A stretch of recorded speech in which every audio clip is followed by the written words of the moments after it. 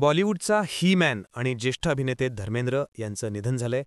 वयाच्या 89व्या वर्षी त्यांनी अखेरचा श्वास घेतला. मुंबईतल्या विलेपार्लेच्या स्मशानभूमीमध्ये त्यांच्यावर अंत्यसंस्कार करण्यात आले. मुलगा सनी लेल्तोनं धर्मेंद्र यांना मुखाग्नी दिला. अंत्यसंस्कारासाठी सिनेसृष्टीसह अनेक दिग्गजांनी हजेरी लावली. अमिताभ बच्चन, सलमान खान, सलीम खान, अक्षय कुमारसह इतर अनेक जण यावेळी उपस्थित होते. गेल्या काही दिवसांपासून धर्मेंद्र यांची प्रकृती बिघडत होती. काही आठवड्यांपूर्वी देखील त्यांना रुग्णालयामध्ये दाखल करण्यात आलेलं होतं. मात्र त्यानंतर त्यांना डिस्चार्ज देण्यात आला होता. मात्र आता पुन्हा एकदा त्यांची प्रकृती बिघडली आणि यावेळी मात्र त्यांना मृत्यूशी झुंज देता देता त्यांनी दुपारी 1च्या सुमाराला अखेरचा श्वास घेतला आणि त्यानंतर त्यांच्यावर आता अंत्यसंस्कार देखील करण्यात आलेले आहेत.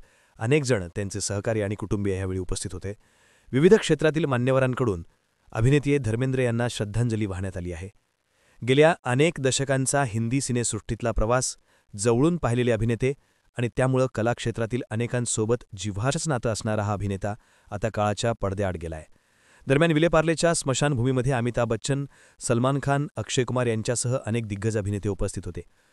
धर्मेंद्र यांच्या निधनाची बातमी आल्यानंतर संपूर्ण बॉलिवूडमध्ये पाहता पाहता ही बातमी पसरली आणि त्यानंतर धर्मेंद्र यांच्याशी गेल्या अनेक वर्षांचे जिव्हाळ्याचे सरोख्याचे संबंध असणारी ही सगळी मंडळी त्यांच्या अंत्यसंस्कारासाठी दाखल झाली आणि अत्यंत साध्या पद्धतीनं कुठलाही वेळ न दवडता थेट धर्मेंद्र यांच्यावर अंत्यसंस्कार करण्याचा निर्णय घेण्यात आला.